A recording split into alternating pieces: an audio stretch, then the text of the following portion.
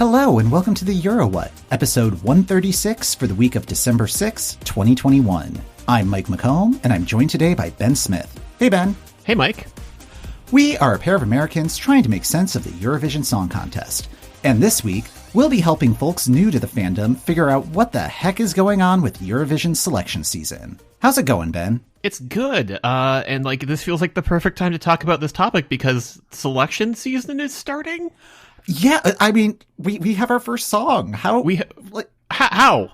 Yeah, it is still December, yes? It is still December. It's barely December. Yeah, just getting right into it. Bulgaria, and come to think of it, all of this happened between when we recorded our last episode. Bulgaria announced that Intelligent Music Project would be their act, and this past Sunday they dropped their song Intention. Yeah, and I was shocked by that because they announced the band, they announced the song title, so I was like, okay, cool. They're gonna just throw that out there into the universe, and then we'll come back to it in a couple months when they finally drop the song. But no, they're dropping the song now.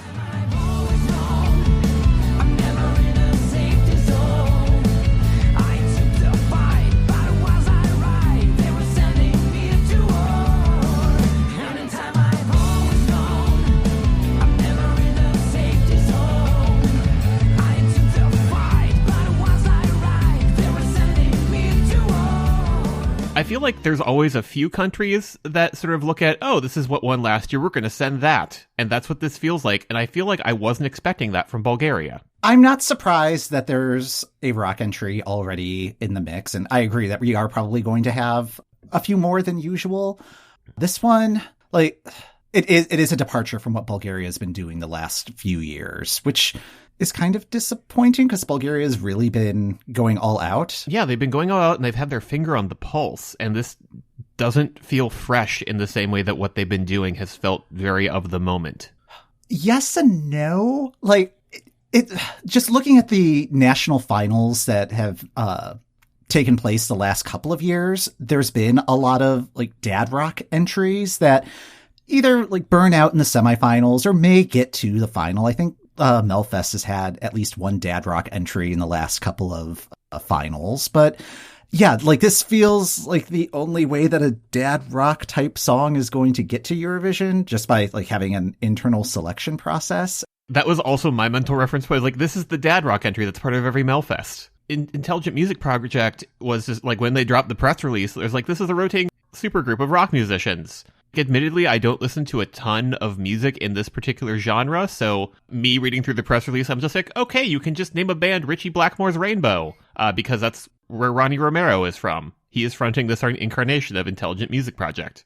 One of the musicians in Slaven Slavchev, he won X Factor Bulgaria, and in terms of Eurovision connections, one of the drummers, this band has two drummers, Stoyan Yankulev, he represented Bulgaria in 2007 and 2013. So there's a lot of ingredients in this group. Another reference point that came to me while listening to this song is that, so just thinking about Stereo Gum's #1 series, we're currently just getting out of sort of the late 80s into the moment before grunge drops. We spent some time with sort of the hair metal phase of things.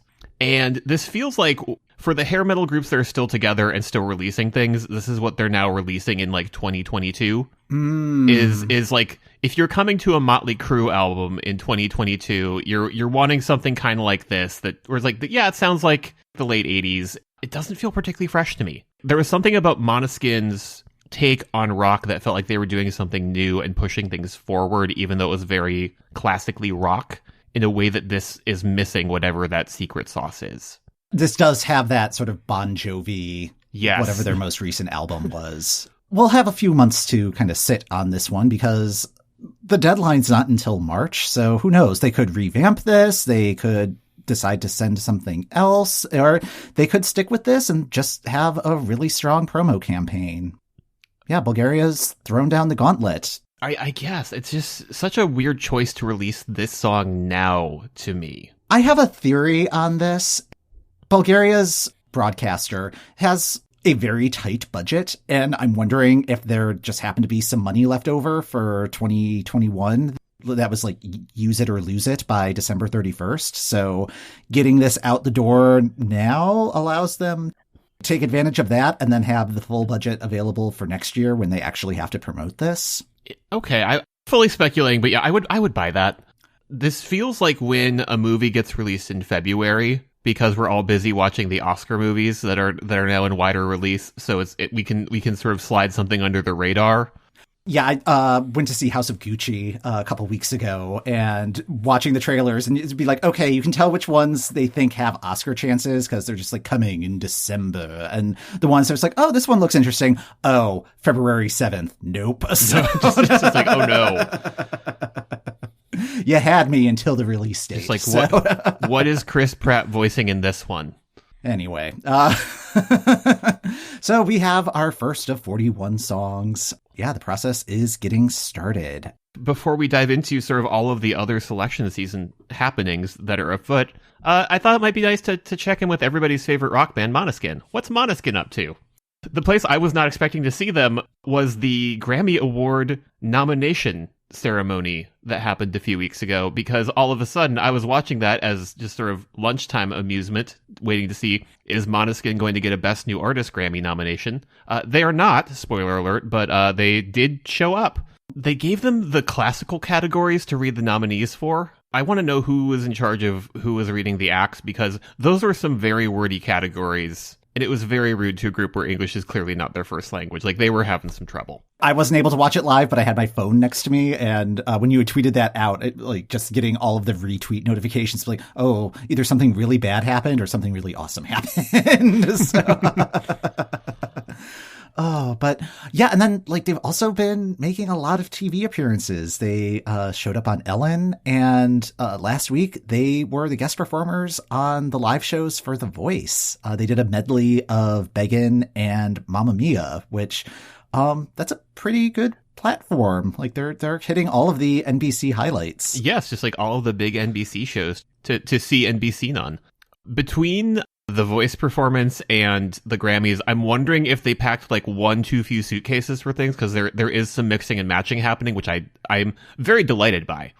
Yeah, Damiano's outfit on The Voice, he was wearing a singlet while everybody else was wearing these kind of white, frilly, very fashion-forward outfits. He really kind of stuck out in a weird way, and it's like, ooh, I wonder if it was laundry day and he just kind of ran out of time, or ran out of quarters or something. I don't know. With all of the year-end lists coming out, Beggin' was number 10 on Spotify's top 10 global songs of 2021.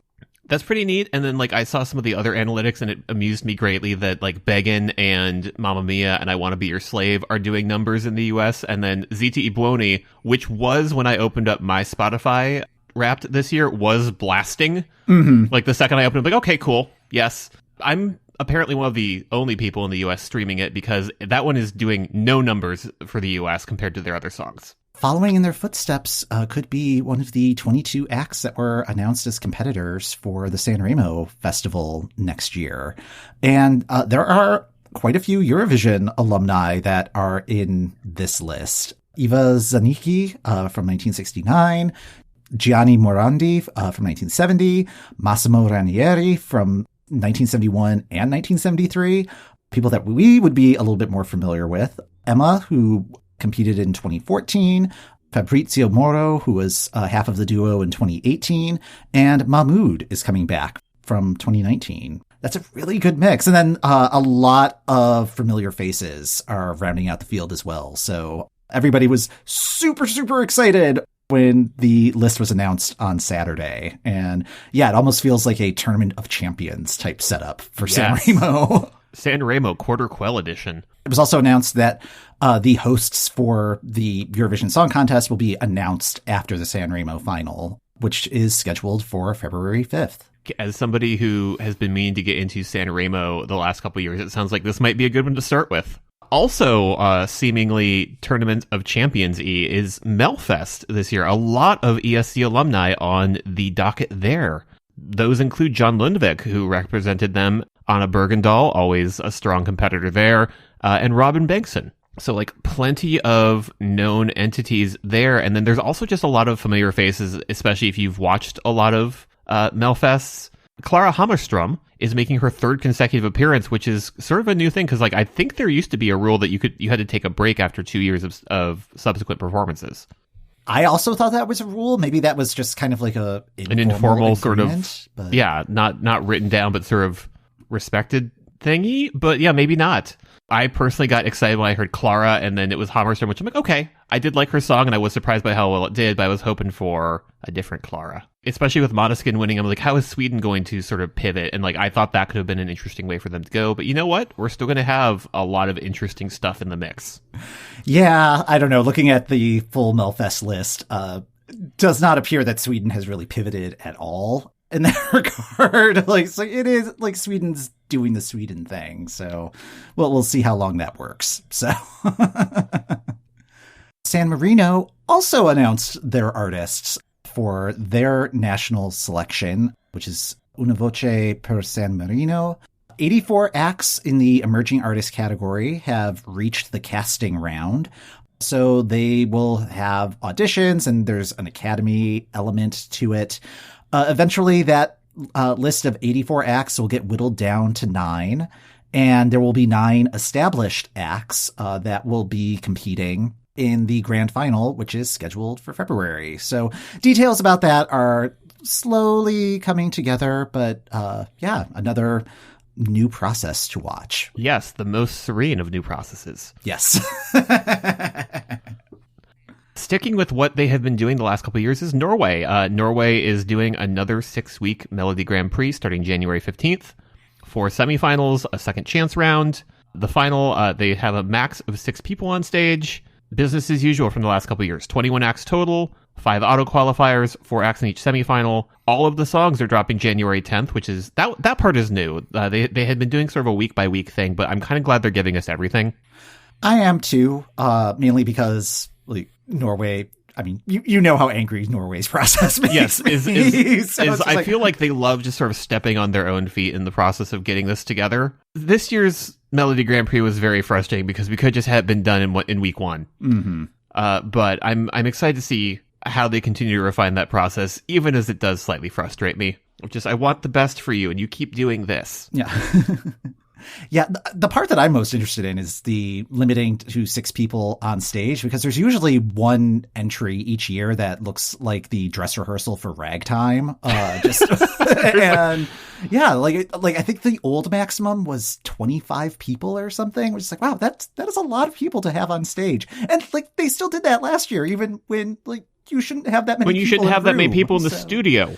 Yeah, but it sounds like they're trying to get more in line with how Eurovision's running things. Although it's not like the 6 people on stage thing is all that new. So it's not like that's what's been holding Norway back the last few years, is they've had too many people on stage during their national final.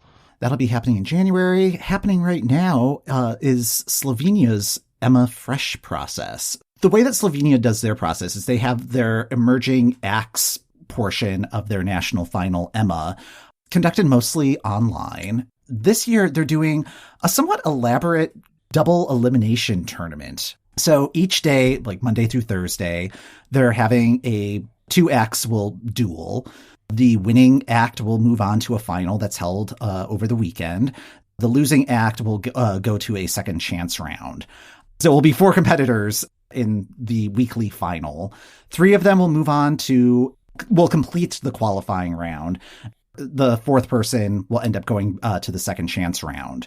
They do that for 4 weeks. And then the second chance round will happen, where it's broken into groups of 3. And the winner of those battles will complete qualifying.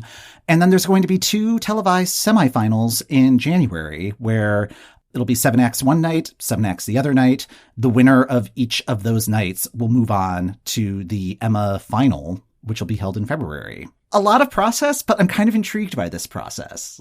Listening to you describe the process, I wanted to find the person who came up with this and make them explain it to me by writing it on a whiteboard, so that halfway through they would realize how complicated a thing they've made. They did a good job on the EMA Freš homepage. They have the bracket all kind of mapped out. You can get the gist. You can follow it is a flowchart of sorts. It feels like a lot of process for 2 slots in a final. But you know what? It also sounds like a lot of great televised content, which broadcasters are looking for right now. So I get it. Yeah. And it's 24 songs and 24 acts that are just trying to make it in this world. That's what's like that's nice. Everybody gets a little bit of a spotlight. So there we go. Yeah, and it's not a one and done thing, which I think that's the part that I like about it. Yes, I like that it's double elimination, yeah. Albania is moving along with Festivali Këngës. The songs are out and our Spotify playlist is starting to form. So Estonia, Albania, and our master selection season list can be found in our Spotify profile linked in the show notes. But Albania's ready to go. Are there any favorites, do you know? I haven't had a chance to listen to the full field yet, and there's only a couple of the Albanian songs on Spotify. That is always the problem. Yeah, it's a little slow to get up on there, which is kind of surprising because a number of the returning acts, like Castro Zizo and Marood, they have established profiles. So it's like, why isn't your new song up on there yet? Come on. So I'm really excited to hear what they have to offer. But yeah, looking forward to that competition, which is still scheduled for December 27th. The last selection thing that we're talking about for this week's episode, Czech Republic. They are doing their online selection process. Once again, they have 7 acts that are competing. The songs were made available on Monday, and everybody gets to vote in it.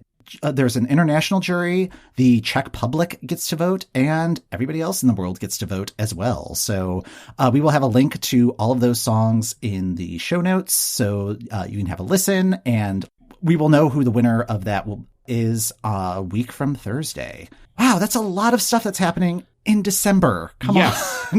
Yes, I was going to say, I'm very glad that we are sort of taking a step back and sort of re-explaining the basics of Eurovision for anybody who has decided that this is the year they're going to get into it, because, oh man, there's already so much stuff happening and that can feel overwhelming. Yes. I don't know about you, but anytime that I talk about doing this podcast or mentioning anything about Eurovision with somebody who just does not know anything about it, they're just like, oh, what is Eurovision? And that question always catches me off guard. Just how do I explain this in 15 seconds? I was about to say, I'm getting closer to having a tight 5, but yeah, I've stopped bringing out the PowerPoint presentation, so making progress. But so the purpose of this episode is to just give a very high-level overview of what the Eurovision Song Contest is and what a year in the Eurovision Song Contest looks like. We're going to try not to get into the minutia of things. That's kind of what this podcast is about. So if this intrigues you, please hit that subscribe button. To answer the first question of what is the Eurovision Song Contest, the Eurovision Song Contest is an international song competition where each participating country submits a song to be voted on by the other competitors. It started in 1956 and was originally a way to test out the capabilities of live international broadcasting in post-war Europe. Getting to the actual competition, each country has a jury and a public televote. The jury will give out points to their 10 favorite songs, and the public will do the same. The song that receives the most points at the end of the night wins, and the country that is represented by that song will have the opportunity to host the next year's contest. So, for example, this past May, Italy won Eurovision with Måneskin's Zitti Buoni. This means that Italy won the right to host the contest in 2022, and it will be held in Turin. As we've discussed, Måneskin have crossed over to American pop culture with their cover of Beggin', plus a few follow-up singles. And this is highly unusual, but extremely awesome that this is happening right now. It's been a real weird second half of the Eurovision year, just because typically we're not following up on the continued exploits of the group that won. Right. Yeah, at this point I'm just waiting for Kelly Clarkson to cover them on her show. Oh, that would be amazing. She's so good at any of the covers. But could you imagine? Would it be I Want to Be Your Slave or Mamma Mia? Probably Mamma Mia. Oh, I really want to hear her cover of I Want to Be Your Slave, though. I want to hear her cover of Zitti Buoni. Yes. So what are the rules of Eurovision? Again, very high level. Songs must be original works with a maximum length of 3 minutes. All performers must be at least 16 years old, and there are a maximum of 6 performers on stage. And that includes backing singers, dancers, unicyclists, butter churners. Look these up. I am not making these up. These are things that have been on stage. There's also a song that's just about the tropes about things that often appear on stage. Songs may not be overtly political and need to be broadcastable for a general audience. So, generally G or PG content. And the definition of political is vast. Is that a good word? I was going to use hand wavy.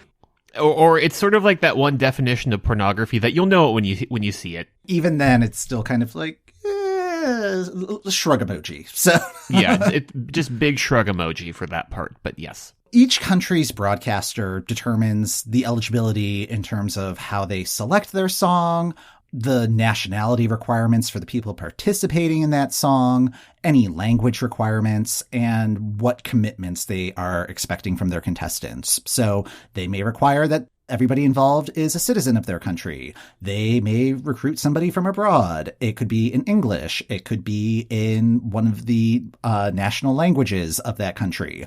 It could be a language that is constructed solely for the song that is submitted that year. That has happened a few times. And it can also be a combination of languages. There have been songs that have been very multilingual.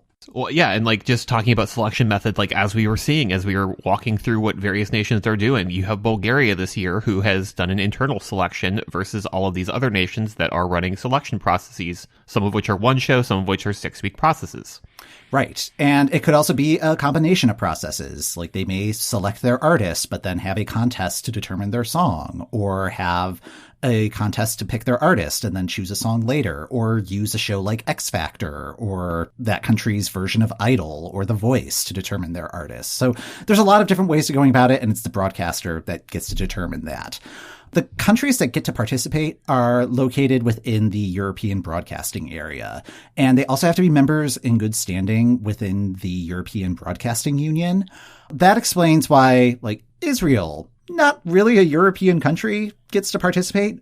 Israel is within that European broadcast area because airwaves do not recognize political borders. Australia is a more special case. They participate as invited guests because they have been super fans since the 1980s. Like, they started broadcasting the contest, I want to say 1983. And like, it's on at 5 a.m, and there are people who are obsessed with it there. And they play the game. Like, they play to win. So they take the contest very seriously compared to other countries that may not take it as seriously sometimes. So. Yes, but much like a vampire, they do need to be invited. Yes. Yeah. So that explains like why some countries are participating and others do not.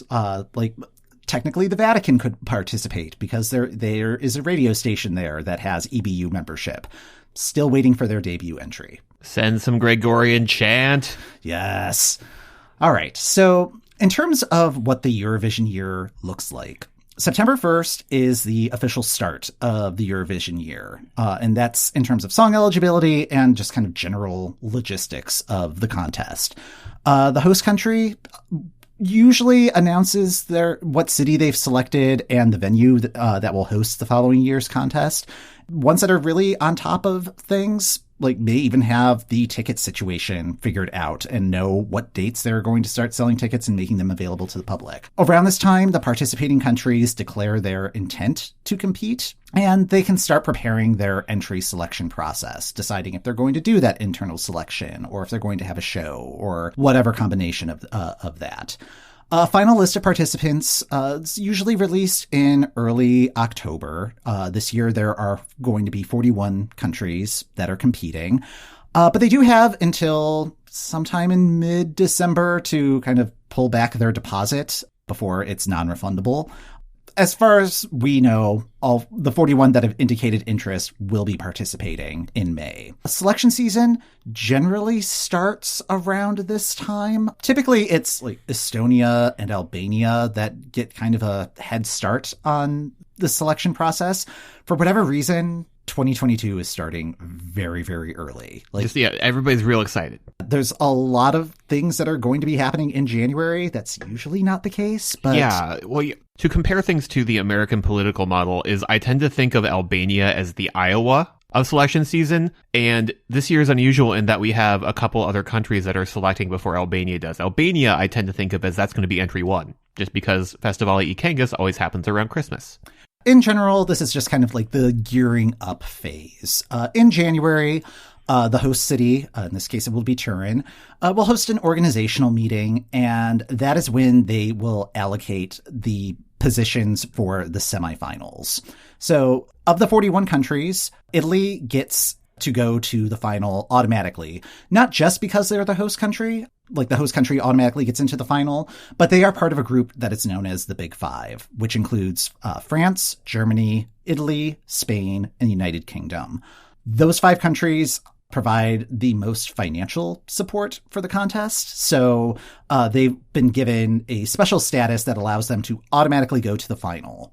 The other countries, in this case, the other 36 countries, have to be allocated to the 2 semifinals that'll be happening prior to the grand final. The countries that need to be allocated are put into 6 or 7 different bowls, and they are drawn at random and assigned either the first half or second half of the first or second semifinal. That allows for a little bit of planning, sometimes a little bit of strategy, although I don't see that as explicit in how countries choose their songs. But yeah, they will know when they will first compete, when they need to arrive in Turin, when their rehearsal schedule is, and it's something that the fans can latch onto and start making spreadsheets and all sorts of fancy charts and stuff. Exactly. So, we love a spreadsheet. Yes. And then it might also be worth noting that, like, the countries aren't put in those bowls at random. There is some strategy that goes on to try and separate out countries that tend to vote from one another so that they don't all end up in the same bowl. There's a lot of data crunching that happens both like officially and in the fandom. This is very much a sport, and there is a Moneyball aspect, I feel, to Eurovision. Yes, is that we think of it as the song contest, but also there's a lot of very sports number crunchy stuff that happens. If you are a data nerd, Eurovision is for you. So this allocation will happen, and the countries won't know their running order just yet. They'll just have a vague sense of where they will be in the lineup after this drawing. In February, that is peak selection season. That's when you're going to have most of the shows that are selecting the various entries. Those typically happen on Saturdays. Yeah, the broadcasters aren't really coordinating with one another because why would they? They're like, why would Portugal care when Finland does their thing? So you may hear the term Super Saturday applied to any Saturday where there are 5 or 6 shows that are all happening pretty much simultaneously. This is prime time in Europe. So it would be like 8 p.m., 9 p.m., like local time in Europe, which is really handy for us in the States. That's like 1 p.m., noon, 2 p.m., depending on what time zone you're in. Yeah, just like peak laundry folding hours. It's great TV. Yes. And I mean, it's also the middle of winter. What else are you going to be doing? So it's cold outside. Stay in your house. Watch some Norwegian TV. Yes. And these shows are going to be like conducted in their country's language. So you may think like, why would I want to watch that? But they are music competitions at their core. You know how American Idol works. Yeah, so you don't need to be fluent in Estonian. You just need to be fluent in reality television, and specifically like competitive music reality television. And a lot of the songs are going to be in English, and music is the universal language sometimes. So, you have your selection season, like the bulk of it happening in February. It goes officially into about the second weekend in March, which is when the head of delegation meeting happens. And that is the submission deadline. Each country needs to submit their song, their artist, and a music video that can get posted on the YouTube channel. They can revise the music video after that deadline, but the songs and artists are pretty much locked in at that point. March and April is what I like to call wild speculation season. This is when a lot of the promotion is happening for the entries. Back in the before times, there were lots of fan events and concerts that would happen. There was a Eurovision in concert that would happen in Amsterdam. Moscow had a pre-party. Moscow would have a pre-party. Spain had a pre-party for a few years. Israel, London. Riga, yeah. So just events that are happening all across the continent. The people competing would go and perform at these gigs, like perform their entry, sometimes perform other songs as well, depending on how wide their who's hosting, how loose the format is. Hopefully those events will be coming back. There have been virtual versions of that the last couple of years, which were a lot of fun. But it's not quite the same as like everybody being in the room together, you know? Yeah. During this time this is a major fan engagement opportunity. And sometimes it's going to be the first time that you hear some of these songs truly live and can go, oh, or can go, oh no. Once May rolls around, that's when rehearsals for Eurovision begin. Rehearsals begin 2 weeks before the main event. And yeah, it's just a marathon session of the acts competing in their running order. The running order is usually determined by the producers at the end of March, beginning of April. Eurovision will drop snippets onto their YouTube channel of how those rehearsals are going. So you can see, are they using pyrotechnics? Are they having video displays? Like what does the staging look like? And just really fueling the wildness of the speculation. Mm-hmm. And then the week leading up to the grand final, there are 8 different live shows. There is the dress rehearsal for the first semifinal and the jury semifinal when the jury casts their votes for the songs, which happens on Monday. Tuesday would be the live TV semifinal, which is when the public gets to vote on the songs in that semifinal. That Wednesday, dress rehearsal and jury semifinal. And then Thursday is the second televised semifinal. 10 songs will advance from each semifinal, so 20 songs, plus the 5 Big Five auto qualifiers. Plus, if there's a host country that's not part of the Big Five, they will also be in the mix. So it could be a running order of 25 or 26 countries. The acts that advance from the semifinals will draw which half of the grand final they will perform in, and then the producers will determine the final running order once all 26 positions are known. And yeah, the big event will happen on a Saturday, and all 25 or 26 songs will perform, and the jury casts their votes on that Friday night. The public gets to cast their votes after the last performance on the live TV show on that Saturday. Then we get to watch all of the accounting happen and see all of the points distributed. And whichever song gets the most points at the end wins the Eurovision Song Contest, and their country gets to host, and the cycle begins again. So yeah, it's a lot that happens in a single year. And as it turns out, especially when the act then goes on to somehow become famous in America. Yes, which again, unusual, but very unusual, yeah. Because like typically, I feel like once you've won Eurovision, we don't necessarily hear from you until you pop up at next year's Eurovision, debuting your new single. And like, I'm very excited to see what Måneskin pops up with, because they've been having a great series of singles. Yeah, I mean, I actually had the thought yesterday. It's like, I really hope Eurovision like locked in like when Måneskin's going to perform, because they might end up getting double booked or something. And there's a lot of stuff that happens between now and May, and that's kind of where our podcast comes in. Like, we are keeping track of all of the different selection shows, and the selection shows, most of them are on publicly accessible websites, just streaming online. Like, you don't have to go into the dark web.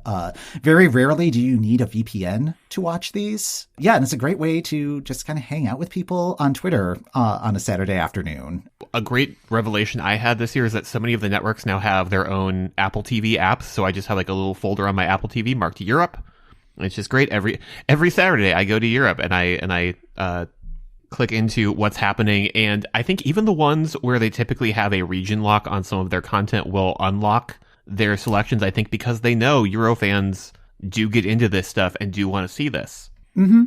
Yeah, and it's also like a really fun opportunity just to see how other countries do broadcasting, and particularly the ones where there are commercial breaks. Like that is everybody's favorite part of Festivali Këngës, I think. Where is like the sexy Theraflu ad that's in Albanian. Yep. Yeah. Like, I remember last year, people were upset because the official YouTube feed was just a general feed. So in the commercial breaks, they just had like the Albanian broadcaster logo.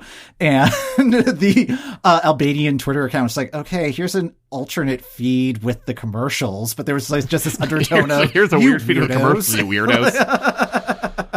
It's like, no, we want the full watching Albanian television experience. But yeah, if you have any sort of interest in what does TV look like in Iceland, or what, how does broadcasting work in Latvia, it's a great way to dip your toe into that.